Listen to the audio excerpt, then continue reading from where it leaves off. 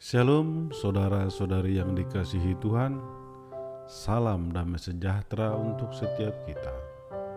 Marilah kita mempersiapkan hati dan pikiran kita untuk mendengarkan sabda Tuhan pada hari ini. Marilah berdoa. Tuhan Allah, Bapa yang kami sembah di dalam nama anak-Mu Yesus Kristus, terima kasih untuk penyertaan-Mu yang begitu luar biasa di dalam kehidupan kami. Terima kasih untuk berkat kesehatan dan kekuatan yang Tuhan berikan. Bahkan Engkau masih memberikan kami kesempatan untuk boleh menikmati segala berkat Tuhan, baik jasmani maupun rohani. Saat ini Tuhan, kami hendak membaca dan merenungkan firman Tuhan. Biarlah Engkau melayakkan kami, umat-Mu. Sucikan hati dan pikiran kami. Bapa, biarlah hati dan pikiran kami hanya tertuju kepada firman Tuhan. Tuntunlah kami agar bisa memahami maksud firman Tuhan yang akan kami baca dan renungkan bersama. Dan mampukanlah kami untuk menjalani kehidupan kami dengan berpedoman pada firman Tuhan. Di dalam nama Yesus Kristus kami berdoa. Amin. Bacaan Alkitab pada hari ini diambil dari kitab Amsal 22 ayat 1 sampai 29. Nama baik lebih berharga daripada kekayaan besar. Dikasihi orang lebih baik daripada perak dan emas. Orang kaya dan orang miskin bertemu. Yang membuat mereka semua ialah Tuhan.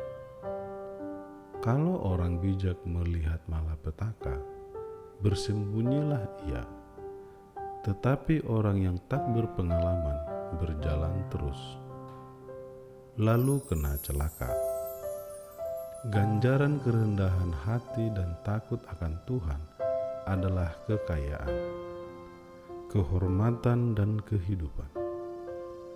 Duri dan perangkap ada di jalan orang yang serong hatinya. Siapa ingin memelihara diri menjauhi orang itu. Didiklah orang muda menurut jalan yang patut baginya. Maka pada masa tuannya pun ia tidak akan menyimpang daripada jalan itu. Orang kaya menguasai orang miskin, yang berhutang menjadi budak dari yang menghutangi. Orang yang menabur kecurangan akan menuai bencana, dan tongkat amarahnya akan habis binasa. Orang yang baik hati akan diberkati, karena ia membagi rezekinya dengan si miskin. Usirlah si pencemooh, maka lenyaplah pertengkaran, dan akan berhentilah perbantahan dan cemooh. Orang yang mencintai kesucian hati dan yang manis bicaranya menjadi sahabat raja.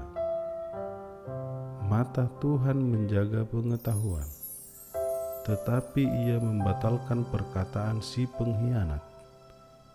Si pemalas berkata, "Ada singa di luar, aku akan dibunuh di tengah jalan."